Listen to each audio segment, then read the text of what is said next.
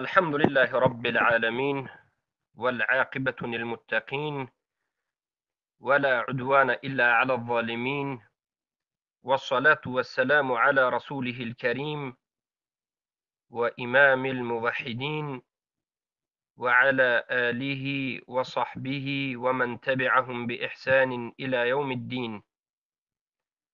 أما بعد، السلام عليكم ورحمة الله وبركاته. برادران و خواهران عزیز اهل توحید، بارک الله فیکم.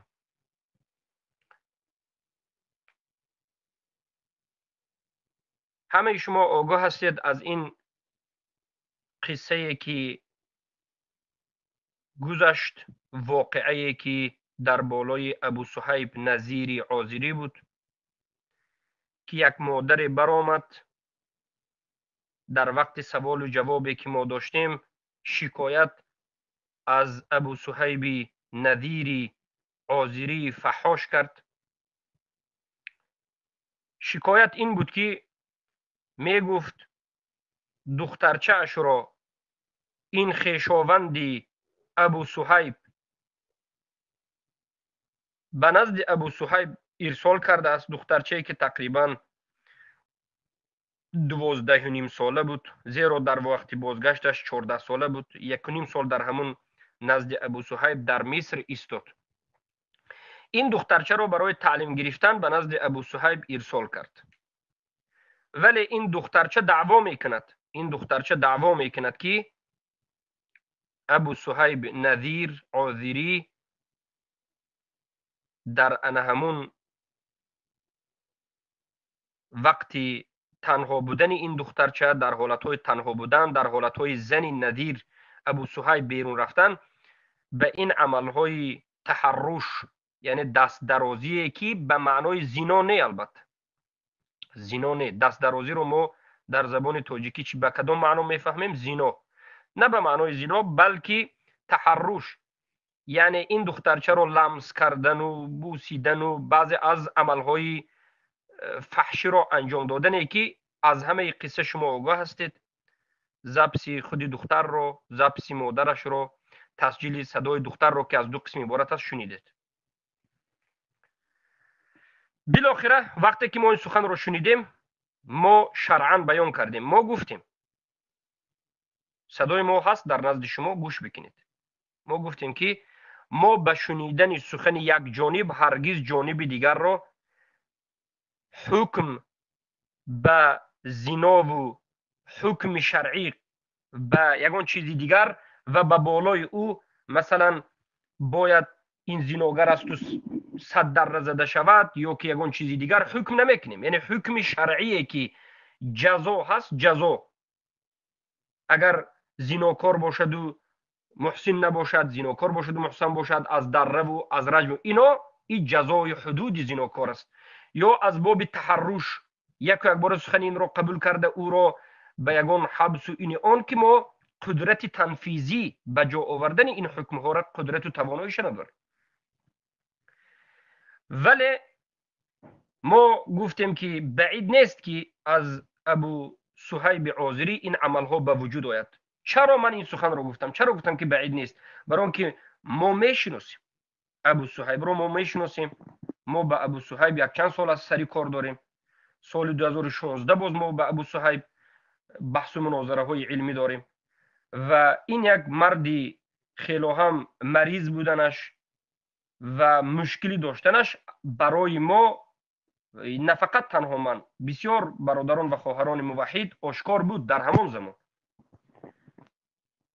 خیلی زبانی بد دارد، دشنام موحدین، حقارت و دشنام. وقتی که مشرک مسلمان گفت و موحد خوارج کافر گفت، از این همه کار شدنش ممکن است. و این در سال 2019 خواهر موحد ما را، من تو را تجاوز میکنم، تو را همه تجاوز کردن، تو زیناکری، تو این آنی، نه پیش نه پشت، یگان جای ساق نه این آن، خیلی دشنام های بد گفته بود.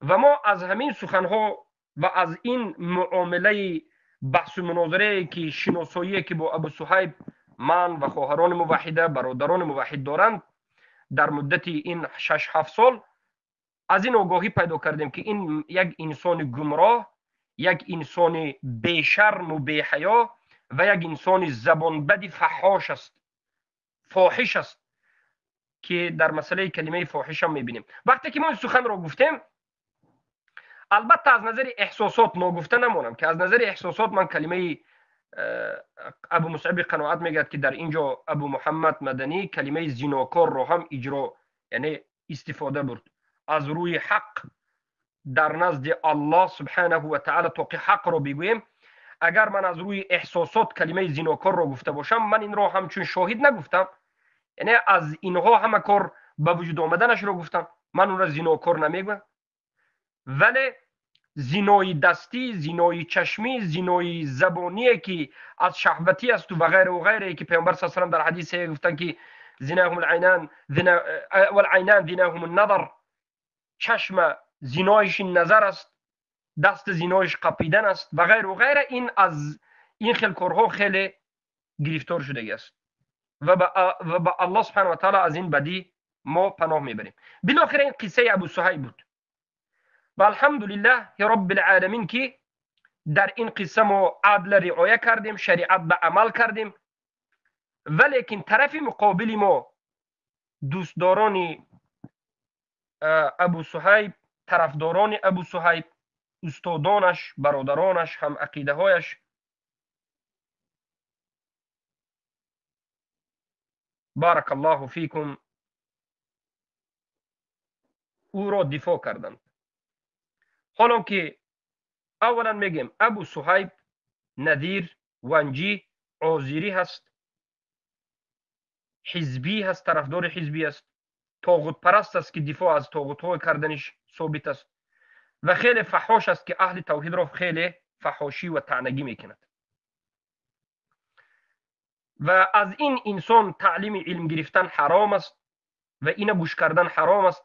کسانی که ابو صهیب پرست هستند و گمراه هستند، میبینیم که این همه شرک، کفر، شرمندگی، بددهانی، بی‌ادبی، بی‌فرهنگی، بی اخلاقی، بی حیاگی استادشان به یک طرف ماندند، به کلمه بازی و به منتج در بالای ما شروع کردند. انمین آدم پرستی است، در بالای ما آمده منتج کردن شروع کردند، اما کفر استادشون، شرکشون و دیگر از شرمندگی های ویره به یک طرف گذاشتند. الله سبحانه و تعالی به اینها چگونه که سزاوار است خودش میداند معامله شون بکند. ما اینها را به الله سپردیم.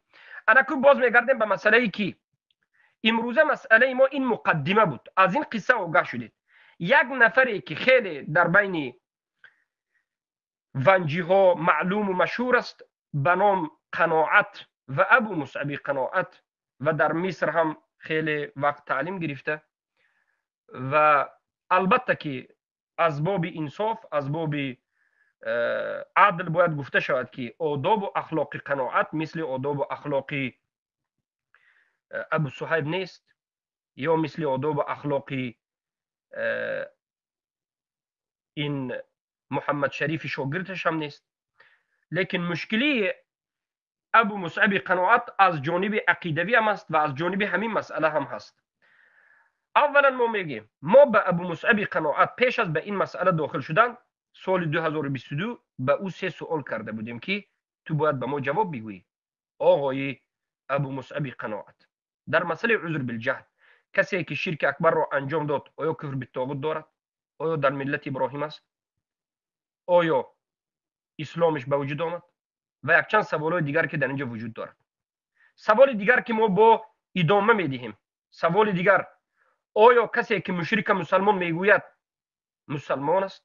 آیا در مسئله عذر بالجهل اختلاف است؟ و آیا جایز است که همراه کسان دوستی بکنی و بنشینی که اتئیست را اول برادر میگن و بعد حجت میرسون؟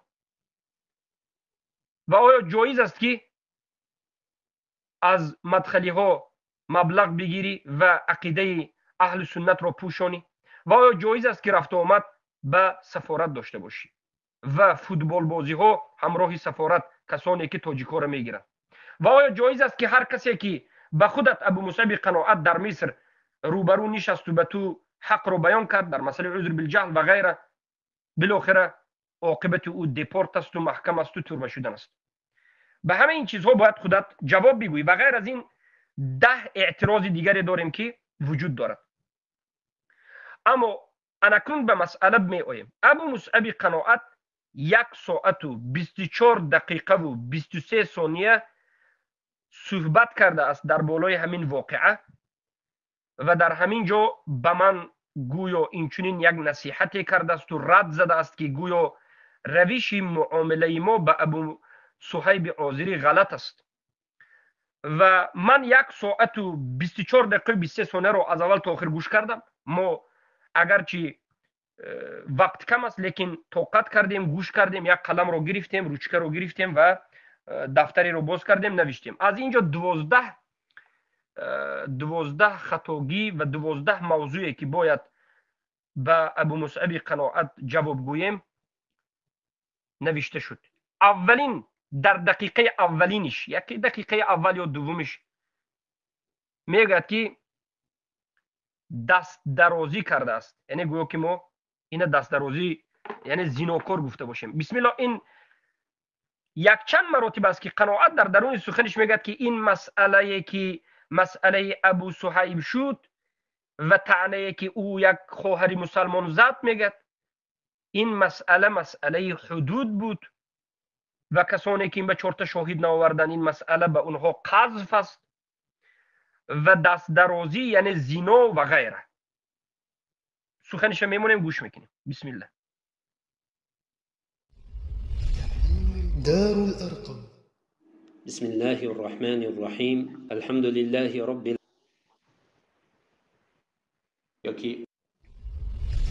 این در من کنترل بسم کردن الله نمیتونم. الرحمن الرحيم. الحمد لله رب العالمين، والصلاة والسلام على أشرف الأنبياء والمرسلين نبينا محمد صلى الله عليه وسلم وعلى آله وأصحابه أجمعين. أما بعد. برادران و خواهران گرامی، شنوندگان محترم، صحبتی عن جمیع الکلام، از تمام نمود سخن گفتم صحبت کنم. میخواهم که یک چند مسئله بسیار مهم را بیان کنم. از همین سبب شاید که صحبت یک کمی درازتر باشد و امیدوار هستم که شنوندگان محترم یعنی یک کمی صبر میکنند تا اینکه همین صحبت را تا آخر گوش کنند، زیرا که بسیار و بسیار مهم است. زیرا که این شکایتی که دعوایی که در این شکایت آمدگی است تعلق دارد به بعضی حدود شرعی و مراد از حد چی می باشد؟ حد این عقوبت می باشد که شریعت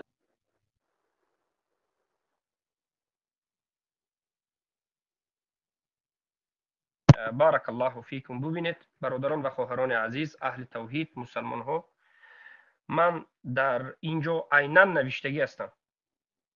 مشکلی یکمش دست درازی گفتن این قصه عیناً همون مسئله که با مشکلی دومی ابو مصعب قناعت در دقیقه دوم و 13 ثانیه، حالا هم ببینید دقیقه دوم 17 ثانیه هست اینجا، یعنی از 13 شروع میشه. میگه که این شکایت تعلق به حدود شرعی هست. اصل دعوا به حد زنا تعلق دارد. یعنی این حادثه ای که امروز شد، میگه حادثه ای که انا بین ابو مصعب ببینیم، حادثه ای که بین ابو صهیب نظیر و بین این زن و من در اینجا در این مسئله که به من سوال شد و جواب گفتم، میگه این مسئله حدود شریعت است.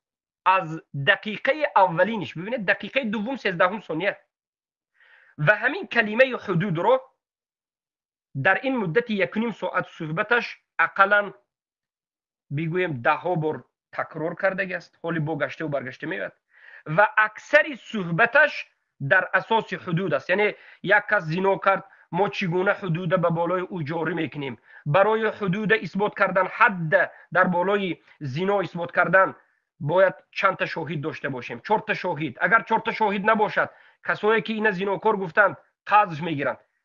1 ساعت سخنش در بالای همین است. اساسی موضوعش 10 دقیقه که گپ زدگی است. من این 12 خطاگیره کمتر در اول و کمتر در آخر موندگی مسئله فقط به 2 مسئله است. چخیل ما زناکار شهادتش اول اقرار است و بعد 4 شاهد و 4 شاهد کی باشند، اگر شاهد نباشد چی میشد. مسئله ها در اساس همین است. یعنی اگر مختصر بگویم سخن ابو مصعب قناعت، همه سخنی که بعد از انا همین تا 10 دقیقه 15 دقیقه آخر میرد از موضوع بیرون است. الله المستعان. یعنی آقای ابو مصعب قناعت 10 سال 15 سال خودت در اونجا تعلیم گرفتی، نخود این که یک چند سال به سوالهای ما جواب نگویی، هرگز به ما سوالها ما اهمیت ندهی، لیکن زود برای شتابانه مسئله رو یک بار تحقیق نکرده ندیده 1.5 ساعت صحبت کنی، در حالتی که 1 ساعت و 10 دقیقه 15 دقیقه از موضوع همش بیرون است. موضوع خوب است، بله موضوع خوب است.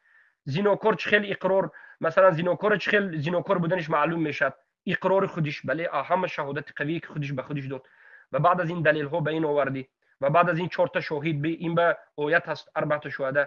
اگر 4 تا شاهد نه 3 تا باشد اینو به در زدن حکم قذف، بالاخره به بالای ما حکم قذف گذاشتی قریب که البته نگذاشتی، لیکن شاگردای جاهلی که پیروان جاهلی که دشمنی به ما دارند یک بار از این گرفتند، لیکن بالاخره این موضوع همه این سخنهایی که ابو مصعب قناعت میگوید از موضوع بیرون است. برای چی؟ برای آن که ابو مصعب قناعت نفهمید که قضیه کدوم قضیه است. برای این قضیه فهمیدن علم لازم است. علم ما چه خیلی که پیشتر گفتیم.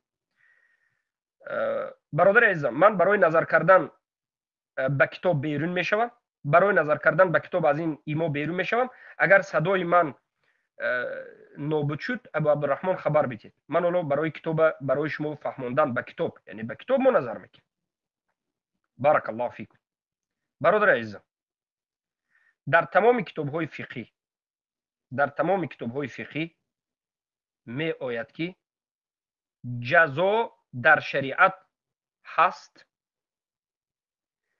در شریعت تنظیم هست.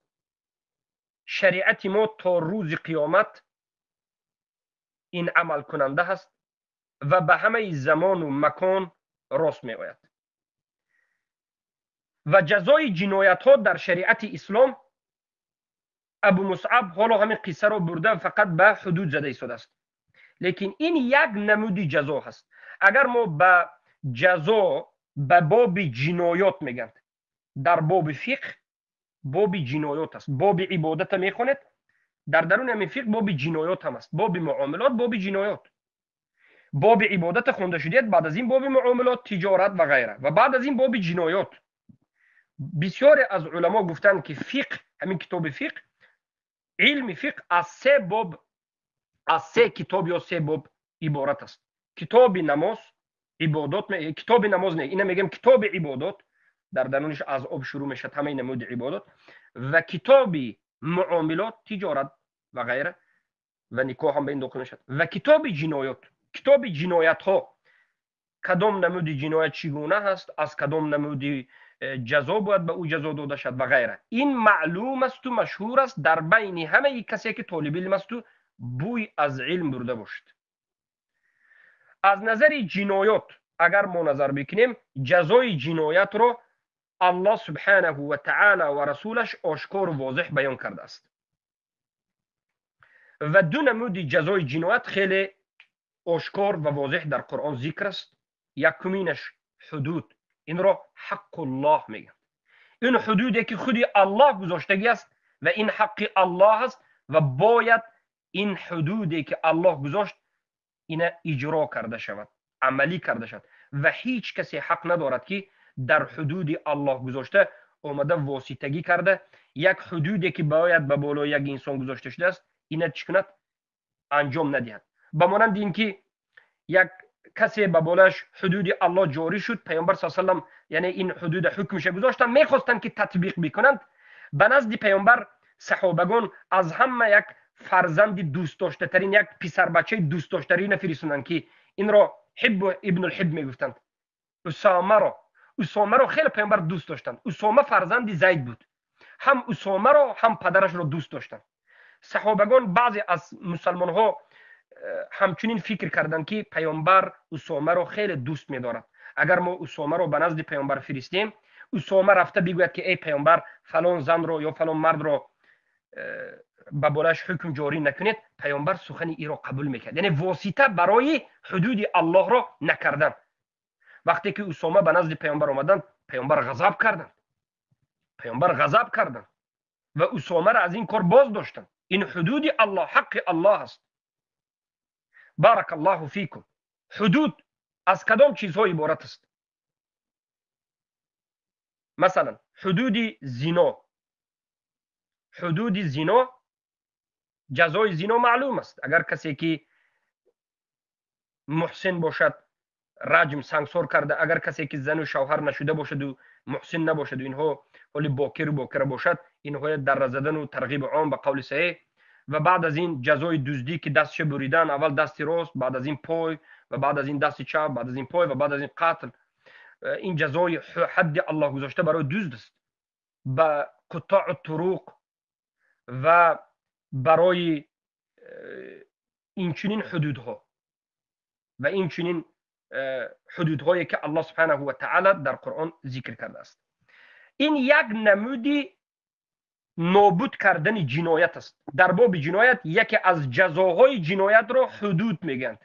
خیلی که ابو مصعب قناعت میگه که مسئله ابو مصعب حدود است. نه. برای چی نه؟ برای که قصه ابو مصعب بگیم که ذکر کرد که حدود است غلط است، برای آن که ابو صهیب نظیر را ما عیبدار به زناکاری، همین عملش زنا هست و انا شهادت هست نگفتیم و نه هیچ کسی نگفت. قصه ابو صهیب به حدود داخل نمیشد. قصه ابو صهیب نظیر به حدود داخل نمیشد. برای چی؟ برای که اگر دختر میخست و میگفت که ابو صهیب به من داخل شد به پشت یا به پیش، حالا که مسئله پشت دیگر است پیش دیگر است، اگر میگفت که به پیش داخل شد یا این طرف اون طرف داخل شد، باکرگی من از دست گرفت، میگفت این مسئله چی میشد؟ داخل شد و این مسئله زنا میشد. اما دعواگر، کسی که ادعا دارد که ابو صهیب بی ادب است و فحاش است، او نگفته است که این زنا کرد، او گفته است که این به من دست رسانید، مرا بوسه کرد، بعض جمعه نظر کرد، مرا لوچ کرد، مثلا اولت اینو اونش به دست اینو و غیره. والعیاذ بالله که شما شنیدید، همین دیدید. انکنون پس قصه ابو صهیب به حدود داخل نمی شود. ابو صهیب این دختری که اون متهم کرده شده است نگفت که مرا زنا کرد، نگفت به من دست درازی که زنا باشد هم نگفت، خیلی که ابو مصعب میگه، بلکه گفت اون مرا از باب شهوانی بازی شهوانی کرد. انکن از نظر جنایات در باب فقه نظر کنیم، دویم قسم جزای جنایت اول حدود بود. قصه ابو صهیب و او دختر به حدود داخل نشد. دوم نظر میکنیم شریعت جزای جنایت ها رو باز به چی داده است؟ قصاص. دومین نمودی جزای جنایت رو قصاص میگند. قصاص این حق مردم است، حق بشریت به بشریت. مثلا یک نفر دیگر رو به قتل رسانید، از نظر شریعت چی است؟ خیلی که الله میگه ولکم فی القصاص حیاتون، یعنی در قصاص حیات است. یک کسی رو کشت، از نظر شریعت صاحب همون دم، صاحب خون، یا این رو میبخشد یا که قصاص رو میگیرد. خیلی که کشته میشه. کسی رو شکست یا بخشیده میشود از جانب شکسته شده، یا که این انسان اگر نبخشند صاحب ضرر دیده شکسته میشود. جراحت بردارنده میشود. این را قصاص میگه. یعنی دومین جزای جنایات در شریعت ما به قصاص است. یعنی شریعت ما هر نمود گناه ها رو جزایش رو ذکر کرده است. گناهایی هست که جزایش حد خودی الله گذاشت، و جنایت های هست که این قصاص است. جنایت های هست که به کسی ضرر رسانیدن از نظر جسمی، خون برآوردن، شکستنش، کشتنش، این آن که الله گفت که قصاص خودی الله این را برآورد. خیلی که ضرر رسانیدی به جسم یک نفر، تو هم ضرر میبینی، این قصاص است. به همین دو بسیاری ها میگن که مسئله تمام است. بسیار مسئله ها هست که نه به حدود داخل می شود نه به قصاص داخل می شود. به مانند قصه ابو صهیب عازری نه از حدود است نه از قصاص است. اگر ابو مصعب قناعت بیاید بگوید که این از باب حدود است، دلیل به ما بیارد. دلیل بیارد که به یک دخترچه بازی کردن بازی شهوانی، لوچ کردن و نظر کردن و قپیدن پیش و پشت و بوسه کردن پیش و پشتش این از باب حدود باشد. باب حدود این زنای آشکار است که از باب حدود است. این مسئله از باب حدود نیست و این مسئله از باب قصاص هم نیست. پس از کدام باب است؟ از باب تعزیر است. از باب تعزیر است. و این سومین نمود جزای جنایت از نظر شریعت است.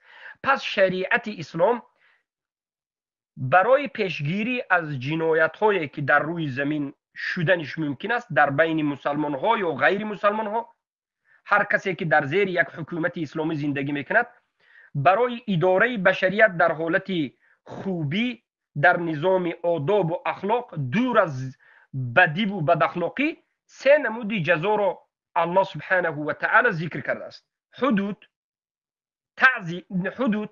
قصاص و تعزیر.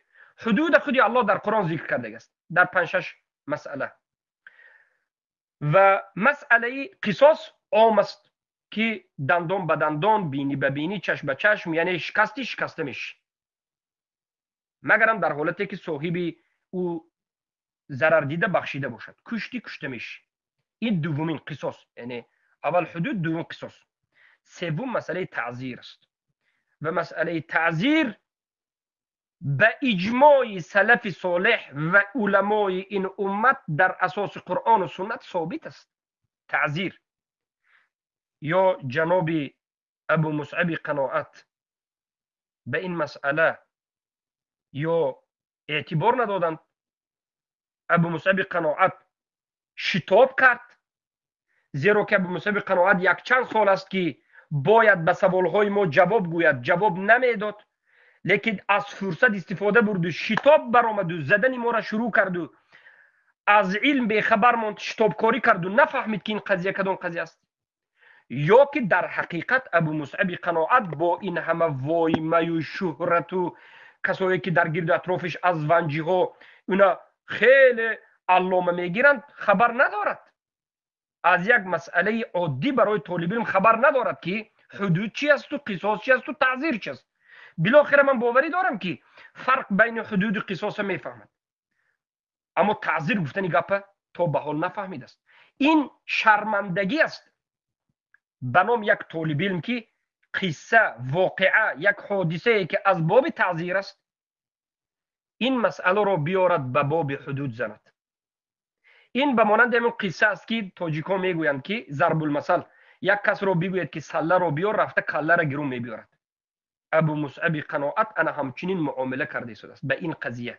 ما درباره سله گپ زده استیم، این کله گرفته آورده است. این از سبب نفهمیدن این مسئله، بی خبر ماندن از این مسئله، دور بودن از حقیقت، دور بودن از علم است. انا کنون بارک الله فیکم. پیش از این که ببینید من 12 مسئله را نوشتگیم، مثلا مسئله قذف، 1152 به مثلا حرام بودن غیبت، بعد از این حدیث لو یعطى الناس بدعواهم، بعد از این مسئله پنجم 31 دقیقه 02 اثبات الزنا، 37 دقیقه 04 ثانیه به شهادت و اربع بالزنا، مثلا وقتی سرشوی قصه بعد از این 41 بود والله علم، مسئله هشتم شاهد از کی طلب کرده می شود، مسئله نهم 1 ساعت 11 دقیقه به سخنهای ابو محمد گفته شروع میکرد، بعد از این 1 ساعت 15 دقیقه به ابو محمد به خصومت گذشت، یعنی من گویا که به ابو صهیب خصومت شخصی دارم. بعد از این مسئله 11 به 1 ساعت 18 دقیقه و 59 ثانیه به فحاش، کلمه فحش و فحاش گفتن، این زیناکار گفتن است. همه این مسئله ها را من نوشتگی هستم و به همه این جواب هست. لیکن حالا اولین مسئله که ما جواب گفته شدیم، ای مردم، ای مسلمان ها، شما قصه را فهمید که به کدام نمود جنایت ربط دارد. ابو مصعب قناعت از همه شیخ بزرگ آذری ها نفهمیده ایستاده است که این قصه به کدام مسئله ربط دارد. حدود میگه، حدود. برای همین میگه که این مسئله به حدود ربط دارد. برای همین میگه ابو محمد یا همون چهار زن 4 تا شاهد بیارد. میگه پدرش شاهد نیست، میگه این مادرش شاهد نیست، من همه این صحبت ها رو شنیدم، اینها شاهد نمیشوند. سبحان الله، این جهالت است. ما هرگز نگفتیم که مادر این دختر شاهد است، برای که این دختر این مادرش در مصر نبود، اصلا در دیگر جا بود. ما هم خوب میدانیم، خودت گفتی که ابو محمد در فکلته شریعت تعلیم خونده است. ما تخصصمون علم قضا هست، تخصص ما قاضی شدن است و علم قضا را 2 سال در درون کلیه شریعت درس میدهند. زنا را شاهدیش از زن قبول نمیکنند. قول راجحی که ابن قدامت المقدسی ذکر میکنه، زن شاهد شده نمیتواند در مسئله زنا. اگر بچه‌ش بینه در شهادت داده نمیتواند، الا قول بعض از شاذ است. ما این چیزها را خوب میدانیم. لیکن آقای ابو مصعب قناعت، ای کسانی که پیروی از ابو مصعب قناعت میکنید، سخن ابو مصعب قناعت گرفتید و شریعت یک طرف به پرت افتید و جاهل شدید، جهل که رفته شدید، این مسئله قصه به حدود ربط ندارد. این به مسئله 4 شاهد ربط ندارد. 4 شاهد در این مسئله ربط یعنی لازم نیست. یعنی وقتی که این مسئله به حدود ربط ندارد، وقتی که قصه ابو صهیب شرمنده آذری مشرک وقتی که به قضیه حدود ربط ندارد، بس برای این 4 شاهد لازم نیست. این از قصاص هم نیست، این از مسئله تعزیر است. اکنون ما به شما میخونیم که مسئله تعزیر چگونه مسئله است. آیا هر نمود جنایت، هر 3 نمود جنایت، جنایتی که در حدود است جزاش حدود، جنایتی که در قصاص است و جنایتی که در تعزیر است، آیا شاهدی هر 3 این نمود جزای جنایت هایی که در حدود است و در قصاص است و در تعزیر است، آیا همه شاهدیش یک نمود است؟ نه، بلکه شاهدها مختلف است. در خود حدود شاهد اختلاف دارد. شاهدها چند نمود هستند در خود حدود. مسئله حدود هم با شاهدهاش به یک چند نمود تقسیم میشن. مثلا اگر حدود در مسئله جزای یا شهادت در مسئله زنا باشد، 4 شهده، باید 4 شاهدی مرد باشد. اما در مسئله حدود شاهد در باب دزدی باشد، 2 شاهد مرد، و بعض از علما گفتن که 1 مرد و 2 زن باشد. و این مسئله اختلافی مذاهب است که قول راجح و غیر وجود دارد. مسئله در مسئله بغی باشد، مسئله در مسئله قطاع الطریق باشد، حدود الله گذاشت، شاهدی این به مانند شاهدی زنا نیست. یعنی خودی مسئله حدود شهادتش به حالتهای جنایت دیده گوناگون می شود. از همه شهادت وزنینترین، سختترین این در مسئله زنا است.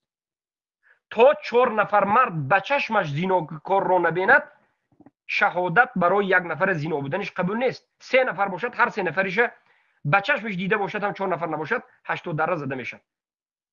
مقصد چیست؟ مقصد شاهدان مختلف به جنایت دیده شاهدها عددش تغییر می‌یابد. و این چنین در قصاص، در مسئله قصاص اصلا شاهد مثل حدود نیست. در اینجا البته 2 مرد، در جایهای هست که زنها هم قبول می شود اگر غیر از زنها دیگر کسی نباشد.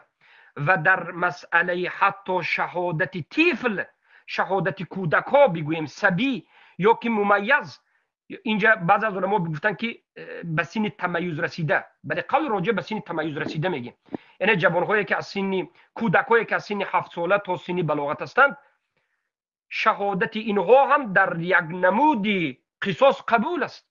وقتی که اختلاف در بین کودک ها شد، یک کودکی رو زد، مثلا چشمش رو کور کرد، زد چشمش رو کفاند، دستش رو شکست، غیر از کودک ها اینجا یگون آدمی به بلاغت رسیده وجود نداشت. در این حالت مذاهب به دو قسم تقسیم شدن. قسمی از علما گفتند که شهادت کودک مطلق قبول است. قسمی از علمای اهل سنت و جماعت گفتند که بارک الله فیکم، در این حالت شهادت کودک‌ها قبول است به شرطی که به خانه‌شون نگشته باشد، یعنی به خانه‌اش نرفته، اگر در همین منطقه ایستاده باشد در جای جنایت قبول است. اما وقتی که به خانه‌اش گشت دیگه قبول نیست، زیرا که پدر و مادر شهادت کودک تغییر دادنش ممکن است. یعنی ببینید، اما شهادت کودک خواه پسر باشد خواه دختر در حدود اصلا قبول نیست. شهادت یک پسر بچه که در سن تمیز است، یک دختری که در سن تمیز است، در باب حدود اصلا قبول نیست. اما در باب قصاص در حالت خاص خود این پسر بچه و این دختر قبول است، حالا که به بلاغت نرسیده است، در حالت معینه که به ذکرش ذکر کردیم. و این چنین شهادت زنها در باب حدود و در مسئله خاص زنا شهادت دادنش، گواهی دادنش، شاهد شدنش اصلا قبول نیست در باب چی؟ زنا. اما در باب بعضی از حدود و در باب این چنین قصاص جایز است، و بخصوص در باب قصاص یا بخصوص شهادت زن، حتی یک زن یا دو زن باشد یا یک زن باشد، میگویند که شاهدی دادن زنها در اون مسائلی که غیر از زن دیگر کسی از اونجا معلومات پیدا کرده نمیتواند قبول است. شهادت زن، یک زن هم در مسئله مثلا خاص مسائل زنانه، یک زن جسمش به کسلی هست یا نیست، یک زن تنها میدرارد، او زن میبیند میگد که بله هست، یا دو زن میدرارد.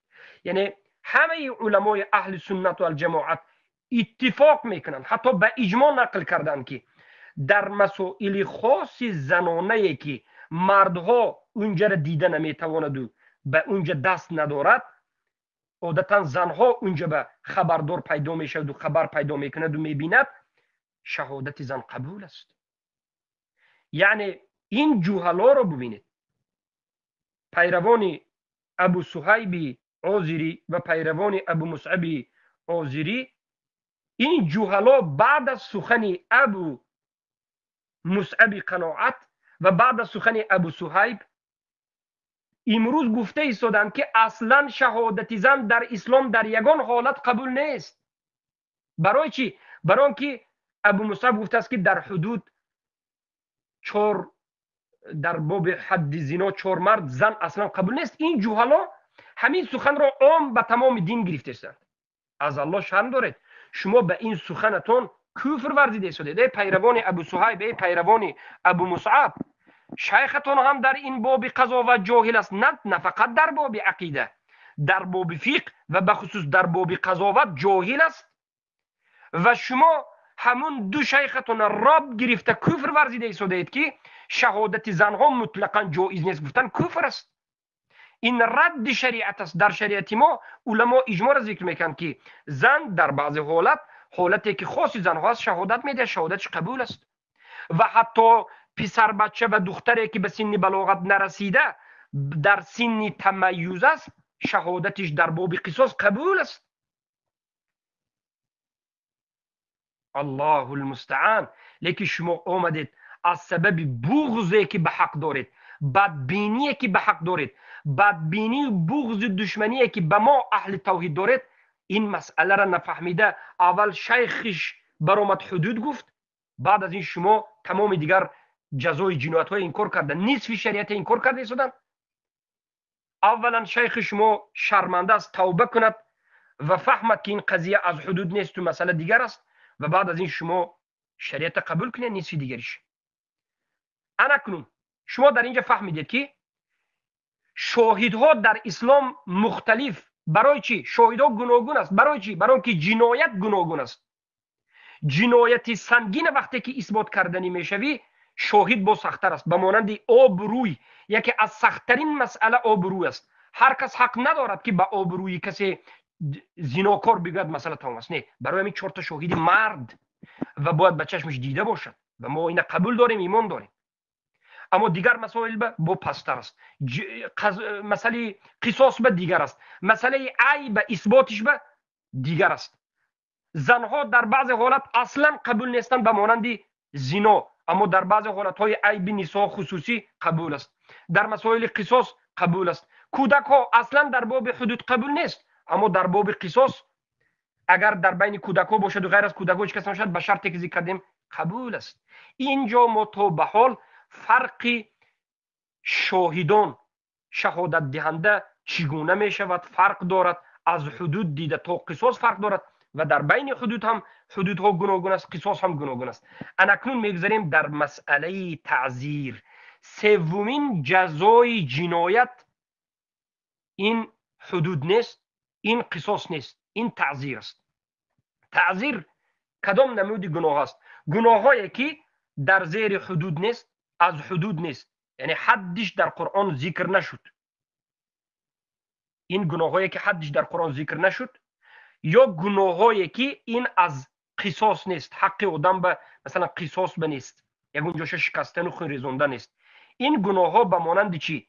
به مانند بعض مسائل مالی کسی را ناحق گرفتن، یا مسائل بعض غصب، یا مسائل بعض دشنام و حقارت، و یا مسئله ابو صهیب عاذری، دست زدن به شرمگاه یک زن. مثلا یک مرد بی ادب است، وقتی که در یک کوچه، یک در راه به یک زن تنها به تنها واخورد، مثلا زن اگون جسمش قپیده میماند، می دست دراز میکند، می قپد، زن دست میرساند، یا می آید و یک تا زن بوسه میکند و دویده میرد، یا یک دخترچه تنها یگون جای الهیده تنهاگی به میترساند و لباسش میکشد و بوسه و شهوانی کارهای میکرد. اعوذ بالله من ذلک، که قصه ابو صهیب از همین عبارت است. این مسئله حدود هم نیست، حدود این مسئله در قرآن ذکر نشد که ما حد بی حدود بگیم. قصاص هم نیست، این مسئله از باب تعزیر است. اگر برادران عزیز، خواهران عزیز، اهل توحید، این مسئله از باب تعزیر باشد، از باب تعزیر باشد، آیا شهادت یک دخترچه قبول است یا نیست؟ شهادت یک زن قبول است یا نیست؟ یک زنی که خودش به بالایش مشکلی آمد، یک زن به نزد قاضی آمد و گفت که فلان مرد در کوچه مرا 2 مرتبه آمد، در راه منو بوسه کرد و دوید و رفت، هیچ کس نیست در کوچه، شاهد نیست. یا گفت که من در کوچه راه گشته بودم، آمد یک به من دست رسانید، به پیش من، به پشت من دست رسانید. یا مثلا یا یک دخترچه ای که سن تمیز است، یعنی 12 ساله، 13 14 ساله که ولی به بلاغت رسیدگی نیست، آمد و به قاضی بیان کرد و گفت که فلان مرد من در خانهش زندگی میکردم، وقتی زنش برآمده از خانه رفتن مرا ترسانیده، لباسم را کشیده، مرا زده، من قوت زوری نداشتم، مرا مثلا بوغی کرده، نفسگیر کرده، لباسم کشیده، مرا کارهای شهوانی کرد. سوال به پیروان این جهلا که شما این مسئله را انکار کردید، از این میبرد که شریعت اسلامی که جوابگوی هر یک جنایت است، جوابگوی هر یک زمان مکان است، آیا به این نمودی شکایتی که یک زن و یک دخترچه کرد یا یک پسرچه کرد شریعت جوابگو نیست؟ ما حالا از سخن ابو مصعب قناعت، از سخن ابو صهیب عاذری که ابو مصعب قناعت عاذری شاگردش است یا هر دوش یک گروه است، از این مدخلی ها و از پیروان شاگردان ابو مصعب قناعت عاذری و ابو صهیب نظیر عاذری را از شاگردان اینها فهمیده شدیم که سخن اینا معناش همین است که شریعت این زن دفاع نمیکند، این دخترچه را دفاع نمیکند. یعنی یک زن شکایت کرد که فلان مرد من هر روز لباسم یعنی میبردارد، دست میزند پیشم به، یا من بوسه کرده گریخته میرود، یا یک دخترچه گفت که من بوغمیش کرده، بوغی کرده، نفسگیر کرده، زده، بدنم لوچ کرده، این آن میکند. شریعت گویا که از نظر سخن ابو مصعب قناعت به این جوابگو نیست. یعنی شریعت چی میگفت است؟ از نظر ابو مصعب قناعت شریعت میگفت است که تو 4 تا شاهد بیار که به چشمشون دیده باشند، اگر 4 تا شاهد نباشد خودت 80 درصد زده صرف میدی. الله المستعان. این زن گفته است که هیچ کس نیست در این کوچه، هیچ کس نیست. ابو صهیب هم عیناً همین سخن میگه، یعنی میگه که همین دخترچه، مادرش و کسایی که هم به باور کردن 80 درجه زده شود، زیرا که اینها شاهد ندارد. میگه الله المستعان. ای جهلا، نصف دین به ایمان آوردید، نصف دینش به کفر ورزیدید. ای جوهلا، شما در باب عقیده هم، در باب فقه هم، در باب قضا هم، در همه باب جاهل هستید. فقط همه این مسئله را به نفس خود میکشید. از الله ترسید. ای پیروان ابو مصعب قناعت عذری و ای پیروان ابو صهیب عذری، شما این دو جاهل رب به خود گرفته در حالتی که اینها حد بالاترین جهالت بستند. والله میگم بالاترین جهالت. برای چی؟ برای که مسئله تعزیر حدود میگوید و دوما طعنه به شریعت زده است. سخن ابو مصعب قناعت طعنه به شریعت است که شریعت جوابگوی این مسئله نیست. اکنون ببینید ما چی میگیم؟ ما میگیم که شریعت جوابگوی این مسئله است. شریعت به این مسئله، یک زن اومده از یک مرد شکایت کرد که بدن من میقپد هر روز، یک دخترچه اومده گفت که من در خانه امو زندگی میکنم، در حالت تنهایی من فحش و فحشه از کارهای بوسه و لوچ و این و آن میکند.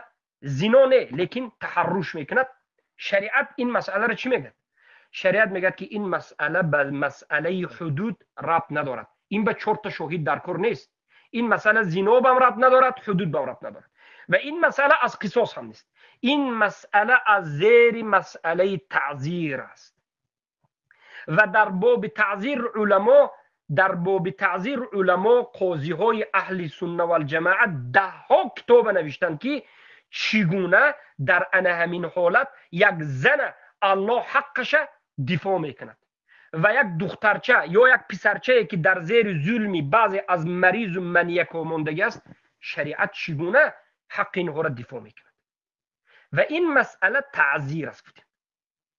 برای همین بارک الله فیکم، مسئله تعزیر یعنی جزا دادن برای بی‌ادبی و بی اخلاقی تعزیر میگه و جزای تعزیر را شریعت واگذار کرده به امیر، به یک حاکمی که حاکم مسلمان است، به او وادار کرده.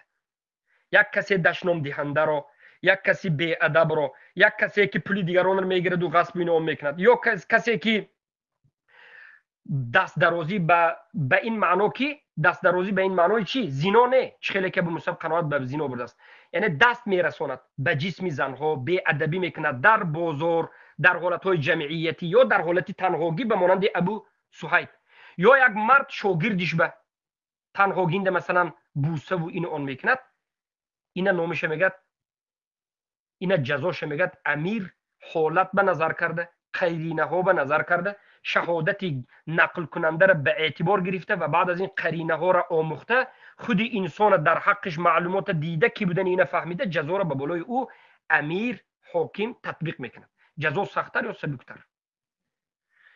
اما هرگز این چنین نیست که یک نفر دخترچه، پسرچه، یک زن بیاید از کسی دیگر در باب تحرش، در باب این خیل کارهای بی ادبی شکایت کند و حاکم گفت که نه، رو آدم خوب است، او دعوتگر است، رو این توی باید شاهد بیاری، شاهد نبیاری مطرد در میزنه.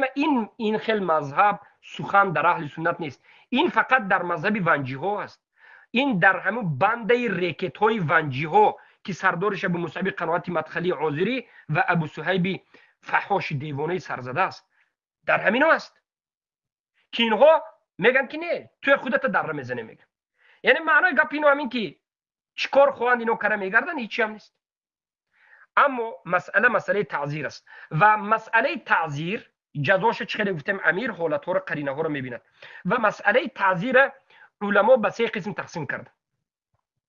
مسئله تعزیر از باب تحرشه که این مسئله عصر حاضر است گفتن علما. در زمان قدیم در بالای این چنین مسئله اشاره ها هست اما واضح آشکار قضیه ها نبود. مسئله تحرش یکی از مشکلی های عصر حاضر است، یعنی بازی کردن با دخترچه و شهوانی بازی کردن با پسرچه و نیون مسئله عصر حاضر است. اعوذ بالله من ذلک، پناه به الله. و بعد از این مسئله تحرش، مسئله دوم قضیه لطکوب. قضیه لطکوبی یک زن لطکوبی سخت نه، یگونش مثلا علامت ضربه زدن هم نیست، هیچ چیز نیست، لیکن یک زن شکایت میکرد که فلان مرد مرا زد، مرا مثلا در کوچه در یک بازار زد. قضیه لطکوب و ضربه. قضیه سوم قضیه مال، داد و گرفت، گرفت نگرفت این و آن. هر سه این قضیه گفتند میده قضیه های میده چوده که از حدود نیست و از دزدی و از زنا و از قطاع الطریق و از بعض مسائل حدود نیست، از مسئله قصاص نیست و پایانتر از مسئله قصاص است. در مسئله زدن هم که گفتیم جزا یگون علامت قصاصیش نیست. این مسئله ها گفتن به تعزیر داخل می شود و این سه نمود تعزیر است و در همین نمود تعزیر مسئله ها خود تحرش باشد، خود مسئله ضرب و لطم و مسئله باشد، شهادت دادن شاهدی یک زن آیا قبول است یا نیست، شاهدی خودی همون دخترچه و پسرچه قبول است یا نیست. اکنون برادران و خواهران عزیز، وقتی که شما تقسیمات مسئله را فهمیدید، وقتی که به شما بیان گشت که حدود این مسئله ابو صهیب منیک عذری مشرک فحاش، این مسئله مسئله حدود نیست، مسئله قصاص نیست، مسئله تعزیر است. حکم تعزیر حاکم یا یک امیر مسلمان چی میگذارد. اکنون فهمیدید که تعزیر هم به سه قسم تقسیم می شود. تحرش است و مثلا پولی لطکوب و مسئله مبلغی است. آیا شهادت زن قبول است یا نیست؟ از نظر ابو صهیب منیکی عذری و از نظر ابو مصعب قناعت جاهلی عذری، زن اصلا شهادتش در یگان جا قبول نیست گفته است و شاگردان این دو جاهل راب گرفته ها این دو جاهل را، دیگر عذری ها دشمنان توحید، از همین سخن دو نفر گرفتند برآوردند که کسی که زن رو در یگان جا شاهد بگوید و غیره بگوید این دروغ گفته است، این چنین چیز نیست گفته گشته است. شریعت این کار کرده به کفر بسیارش در آمده شده است، حالا که وجود دارد. اکنون نظر بکنید، تمام علمای اهل السنت والجماعه در مسئله قبول زن در این مسائل سخن خود دارند، سخن خود دارند. البته من اولا به شما بیان میکنم حکم شهادت النساء فی التعزیر. اولا ما مسئله زن بمیریم، زن شاهدیش اثبات میکنیم، بعد از این مسئله چی بمیریم؟ کودک بمیریم. هناك فرق بين التعزير البدني كالضرب والحبس والتعزير المالي كالغرامه. یعنی همین قسم های تعزیر شهادتش در بالای این فرق دارد. میگه اینجا فرق است، میگه در بین تعزیر بدنی به مانند زدن و حبس کردن، یک زن یک کس زد و حبس کرد، اومد و شهادت داد این زن که من فلان مرد زد و حبس کرد، اینجا شهادتش دیگر حکم دارد. اما مسئله مال و غرامت به شهادت زن دیگر فرق دارد و مسئله تحرش به کودک، یک دخترچه که از سن در سن تمیز است، شهادت این دیگر حکم دارد. اما حکم الشهادت فی الجرائم التعزیر البدنی کبر ولا علی ثلاث اقوال. اما میگه حکم شهادت زنها در جریمه های تعزیر بدنی به مانند زدن و حبس کردن، یعنی یک مرد یک زن زد حبس کرد، او زن آمد به نزد قاضی، مثلا من به نزد من قاضی آمد گفت که فلان مرد مرا زد حبس کرد، هیچ شاهدی نیست غیر از این زن، همینجا سخن این چخل میشد. سه تا قول است گفتن، سه قول. قول اول لا تقبل شهادت النساء منفردات ولا يقبل اقل من قول رجل مسلم، یعنی شهادت زنهای مفردات قبول نمی شود، یک اقلی شهادت باید یک مرد باشد. میگه قول دوم میگه که تقبل شهادت النساء المنفردات فی ذلك او مع یمین المدعی، یعنی در این حالت میگه شهادت زن یک تنها قبول است و یا میگه با همراهی که قسم خورد، در این حالت قسم خورد زن بگوید که نمیخواد قبول میشد. میگه و این سخن مذهبی کیست؟ کسی که قبول نمیشود سخن شهادت زنهای گفت مذهبی حنفی است. یک قول از حنفی است، قول ضعیف است از یک جهت. قول دومی که جایز است گفت به قسم میخورد زن و نقل میکند و قسم میخورد. این قول میگه قول ابن حزم است و این چین مذهب مالکی است، از باب استحسان قبول کرده است. میگه و قول سوم میگه قبول نیست. میگه بالاخره در اینجا قبول لا تقبل شهادت النساء. اما قول راجح این است که قاضی میگه باید نظر بکند به همون زنی که آمد و نقل کرد و به همون مردی که درباره او نقل میکند. مرد آموزد، ببیند، از همین مرد معلومات پیدا کند که این چه خیل انسان است، چه خیل روحاً سلامتی روحی چه خیل است، عصبیتش چه خیل است، عصباش چه خیل است و معاملش چه خیل است. آیا از همون این کار شدنش ممکن است یا نیست؟ از دیگر از مسلمان ها درباره همون مرد یک معلومات ببیند و اگر در حقیقت مردم بگویند که در حقیقت او یک خرابکار است، مشکلی دارد، این آن، سخن شهادت این زن قسم میخورد قبول است و بعد از این همون قاضی، همون امیر جزای میدهد. جزای قاضی میبیند، قاضی خودش میبیند که چگونه جزای دادنش در کار سختتر، وزمینتر، سبکتر حالت به نظر کرده. انا ببینید، انا تعذیر مسئله چیست؟ شهادت یک زن قبول است. ابو صهیب عازری گفت که این دختر گفت کودک نبود، این به بلاغت رسیده بود، 14 ساله بود. اگر ابو صهیب سخنش گیریم که این 14 ساله بود و کلان بود و گفت که زن شده بود، میگه زن شده باشد، شهادتش قبول است. چقدر قبول است؟ ما برای همین گفتیم که زن تو قسم خور قصه را نقل کن.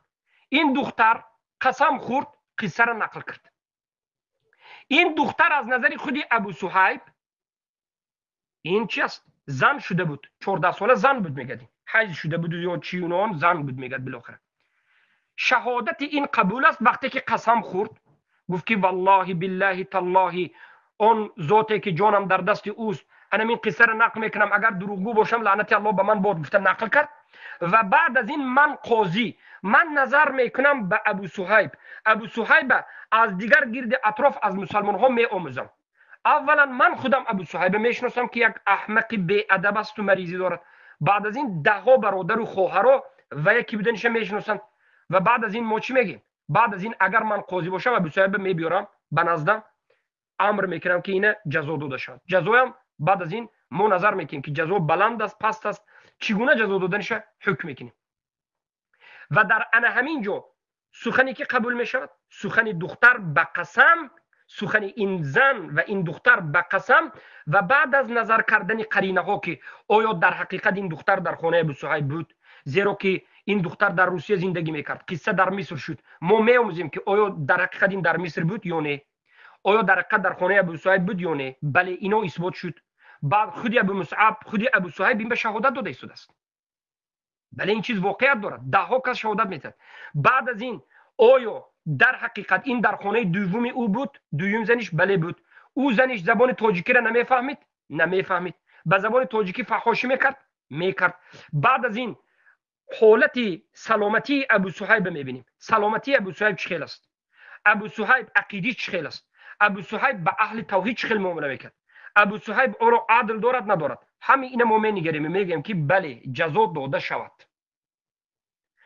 من اگر قاضی باشم بعد از انا همین واقعه حاضر اگر من قاضیگی کنم، ابو صهیب من حتما جزا میدم.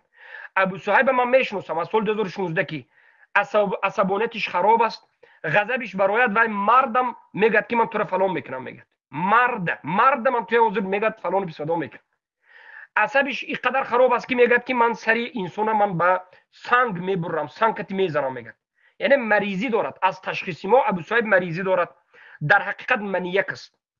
و دیگر شاهدها داریم ما، خواهرها که خواهرها را طعنه، دشنام، من تو را فلان و بسودا میکنم گفتگیش وجود دارد. از همین جهت من بعد از آموزش این قصه اگر قاضی باشم چیکار میکنم؟ ابو صهیب میکشم اینجا، حبس میکنم و یا دره، از در روایت امام بخاری است که زیاد از 15 یا از 10 دره نزنید در بعضی مسائلی که حدودش نیست، به حدیث امام بخاری نظر میکنه و غیره و غیره. اینجا جزاش امیر یا قاضی نظر میکنه. جزا باید ابو صهیب به جزا داده شود. برای چی؟ برای اینکه خودی ابو صهیب گفت که این دختر، این زن است، شهادت زن در مسئله تعزیر قبول است. من هم سخن علما مالکی، ابن حزم و غیره خوند. انا کنون چی میگی؟ ابو مصعب قنوات انا کنون علمی چی میگی؟ انا کنون در باب من، در باب تعزیر سخن میکنیم. به همین امروزه رد ما به پایان میرسد. رد دوم ما شاید بعد از 2-3 روز یا بعد از یک هفته به یک بار رد میزنیم در مسئله دیگر، مسئله که من 12 چیز نوشتگی هستم اینجا. بارک الله فیکم.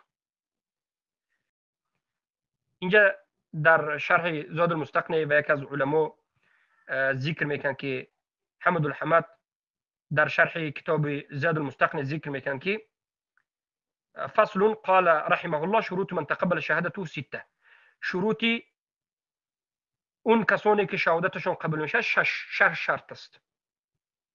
الاول البلوغ، یکمین شرط به بلاغت رسیدن است. یعنی کسانی که به بلاغت رسیدن شرطشون یعنی شهادتشون قبول نیست. فلا تقبل شهادت الصبیان، شهادت کودکان قبول نمیشه.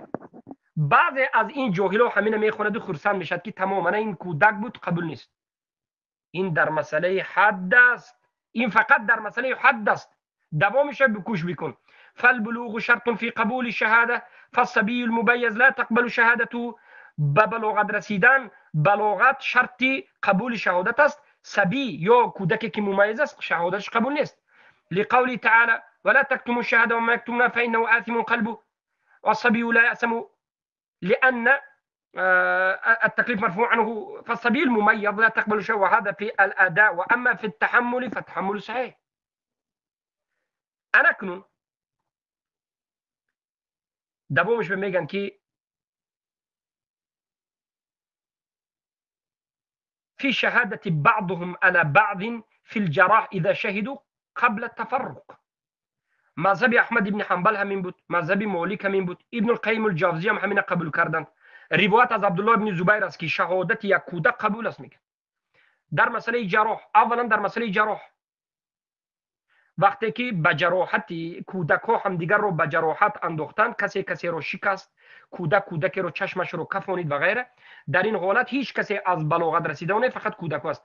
در این حالت گفتند شهادت کودک به کودک در باب قصاص قبول است وقتی که تفرق نکنند، از همین جای شهادت به خانهشون باز نگردند. این مذهبی روایت عن امام احمد و هو مذهب مالک و اختیار ابن القیم ان شهادت بعضهم على بعض تقبل في الجراح اذا شهدوا بذلك قبل التفرق. شهادت بعض کودک‌ها به بعضشون قبول است در جراح. یعنی شما ای جهلا اولی کتاب بخونید آخری کتاب هم یک بار نظر کنید. شهادت کودک قبول نیست، اولی کتاب بود. تمام شهادت کودک یا سنی ممیز برسته دخترچه قبول نیست، یا شهادت زن قبول نیست، بعد از کمی میاد که شهادت زن قبول نیست. این مسئله حدود براب دارد. این سخن در مسئله حدود است نه تعذیر. انا کو شرحش ببینید چی گفتن. جایز است شهادت دادنش در مسئله جراح و در مسئله تعذیر، ضرب و غیره. کی روایت رو از کی آوردند؟ از صحابه آوردند، از ابن القیم، احمد بن حنبل و غیره. و هو قول ابن الزبير، عبد الله ابن الزبير قولشون است. و صح عنه ذلك، و از عبدالله ابن الزبير شهادت به گرفتن صبی یا سن تمیز برسته هر دوش در مسئله جراح قبول است. و در مسئله چیم؟ در مسئله نمین شهادت زن یا کودک در مسئله تحرش هم علما به همین سخن عبدالله ابن زبیر بردند و گفتند که قبول است، زیرا که تحرش در این زمان ما وجود آمد. كما قال ذلك ابن حزم ويدل عليه احتياط الشرع على حفظ الدماء. خیلی که همین مسئله ابن حزم هم گفت و به همین دلالت میکند، احتیاط شریعت به حفظ الدماء، یعنی شریعت همه را حفظ میکند. بارك الله فيكم. در دوامش میگن که لا يطلع عليها في الغالب إلا الصبيان التي لا تكون بينهم، لا يطلع عليها في الغالب إلا الصبيان فأشبهت المسائل التي تقبل الشهادة على خلاف الأصل لكون الشاهد لا يطلع عليها إلا هو في الغالب كشهادة المرأة في الرضاع ونحوه، فإنها لا يطلع عليه إلا النساء في الغالب وكذلك شهادة بالاستفاضة. این مسئله هست که گفتند بجز شهادت کودک دیگر شهادت نیست، غالبا فقط شهادت کودک است. و این مسئله گفتند یک مسئله شد که فاشبهت المسائل، مسئله به اشتباه یا که مانندی کرد به شهادت خلافی که به اصل مسئله خلافی که کرد. به مانندی گفتن شهادت یک زنی تنهایی که در مسئله خاص زنها شهادت میتید، این چنین شهادت کودک ها در مسئله خاص کودک ها قبول است. اذا شهادت بعضهم على بعض في الجراح مقبولة بشرط أن يشهدوا قبل التفرق، وكذلك شهادة الأطفال، و این چنین شهادت اطفال که در سن تمیز هستند فی التمیز مقبولة فی التحرش، در مسئله تحرش قبول است. شهادت یک دخترچه و یک پسرچه که در سن تمیز است اومده خبر داد، حتی کودک میگن، اطفال گفته کودک میگن، کودکچه‌ای که 5 سال 6 ساله اومده خبر داد، قبول است. و بعد از البته آموختن، اگر سین تمایز باشد بعد از قسم میخورد، شهادت میدهد و این قرینه هاش میآموزیم. و حتی بعضی از علما گفتن که تقبل شهادتهم مطلقا، شهادت کودک هایی که به سین تمایز رسیده است مطلقا قبول می شود. البته در مسئله تعزیر، نه در مسئله حدود. البته در مسئله قصاص بین کودک ها مطلقا قبول است گفتند و این چنین در مسئله تعزیر قبول است مطلقا گفتند. بارک الله فیکم، بارک الله فیکم. به این مسئله اهمیتی. برای همین علما گفتند که یمکن تقسیم شهادت الى 3 انواع. از همین جا به وجود می آید که امکانیت دارد که شهادت را به 3 نمود تقسیم کنیم گفتند. شهادت ها را به 3 نمود تقسیم میکنیم گفتند. ما یقبل فیه 4 شهود، آن شهادت دهی که فقط 4 شاهد قبول می شود. در اساس سوره نساء 15 که واللاتی یاتین الفاحشه من نسائکم فاستشهدوا علیهن 4 منکم، فقط 4 شاهد قبول می شود. مسئله زنا خیلی که ابن قدامه رحمه الله گفتن ولا تقبل فيه شهادت النساء بحال، اصلا شهادت زنها در مسئله زنا اصلا قبول نیست در یگان حالت هم. ولا نعلم فيه خلافا، در این مسئله خلاف نیست. بس سخن ابن قدامه خیلی طولانی است. الا شيئا يروى عن عطاء وحماد انه يقبل فيه 3 رجال وامرأتان وهو شذوذ لا يعول عليه لان لفظ الاربعه اسم لعدد المذكورين و الى اخره. دومین نمود شهادت ما يقبل فيه شاهدان ليس منهما امرأة، اون شاهدیه که فقط 2 مرد است و زن نیست در اینجا. انا که سومین نمود شهادت گفتند شهادت 1 مرد و 2 زن. این در مسئله گفتند حدود و در مسئله قصاص و قسم از قصاص به کودکا و تعزیر به کودکا و 1 زن شهادت میدهد. انا این است که در دوامش گفتند هناك حالات لا يطلع عليها الا النساء غالبا فتقبل شهادتهن فيها ولو انفردت بها احداهن. مسائلی هست که بجز 1 زن دیگر مسئله این مسائل رو خبردار هیچ کس شده نمیتواند. پس در این حالت 1 زن شهادتش قبول است اگرچه 1 نفر خودش باشد. وقد اتفق الفقهاء على قبول شهادة النساء في هذه الحالات في الجملة. بتحقیق فقها اتفاق کردند در قبول شهادت زنها در این حالت ها بالجمله، بغض النظر عن بعض الاختلاف في مسائل معينه، بغض النظر از بعض مسائل اختلافی در مسائل معينه كالرضاع والولد وغيره. و ابن قدامة المقدسي رحمه الله قال لا نعلم بين أهل العلم خلافا في قبول شهادة النساء المنفردات في الجملة. ما هیچ خلاف رو در بین علما نمیبینیم در قبول شدن شهادت 1 زن تنها بالجمله فی الجمله عموما اگر نظر کرد.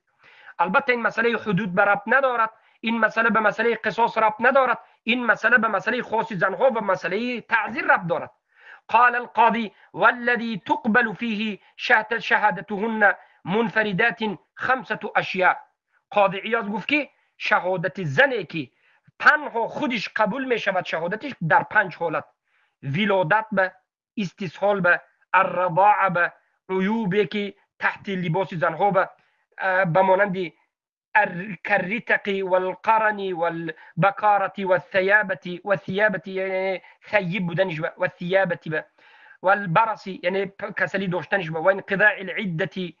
و علمای عصر حورز اینا چی کردند و کمثل تحرشی گفتند، تحرشی به جا میکنیم. بارک الله فیکم. و یگانه مذهبی که بعضی از اینها قبول نکرد ابو حنیفه گفت لا تقبل شهادتهن منفردات علی الرضاع، رضا به قبول نمیکنیم اما باقی مانده به جایز است گفتند. بارک الله فیکم. و به این دلیل ما آوردند که بارک الله فیکم دلیل ها به این شهادت میدهد که شهادت 1 زن هم قبول شد، شهادت 1 زن هم در این حالت ها قبول شد. برادران و خواهران عزیز، مسئله در این باب خیلی زیاد است. حکم شهادت نساء در تعزیر بیان کردیم. همه این صحبت طولانی ما فقط به 1 سخنی ابو مصعب قناعتی آذری بود. در یکمین جملهش بعد از سر کردن، یکمین جملهش که مسئله را حدود گفته است. مسئله حدود نیست، مسئله قصاص هم نیست، مسئله تعذیر است. در باب تعذیر شهادت یک زن، یک پسر بچه که سن تمیز است، یا یک دختر بچه که دخترچه که در سن تمیز است، یا در باب قصاص قبول است. انا این را میگویند ضربه کوبنده بر فرق سر آذری های جاهل گشته گمراه گشته. اکنون علما فهمیدید که شریعت ما سه نمودی جزا دارد: حدود، قصاص، تعذیر. این مسئله ابو صهیب نه از حدود است، نه از قصاص است، بلکه از تعذیر است. شهادت یک زن در مسئله حدود قبول نیست، در مسئله قصاص قبول نیست، اما در مسئله تعذیر یا بعضی از مسائل احکام زنانه قبول است. شهادت کودک، یک دخترچه که سن تمیز است یا پسر بچه که سن تمیز است، در مسئله قصاص بین کودک ها و در مسئله تعذیر تحرش قبول است و این به اتفاق علمای عصر حاضر و گذشته است. اما ابو مصعب مسئله را به حدود میبرد که جهالتش از زمین است. از همین 12 خطاگی ابو مصعب به یک خطاگیش رد زدیم، باقی مانده 11 خطاگیش را در آینده به شما بیان میکنیم و در همین نمود ان شاء الله شما علم قضاوت رو هم میآموزید. سبحانك اللهم بحمدك اشهد ان لا اله الا انت استغفرك واتوب اليك.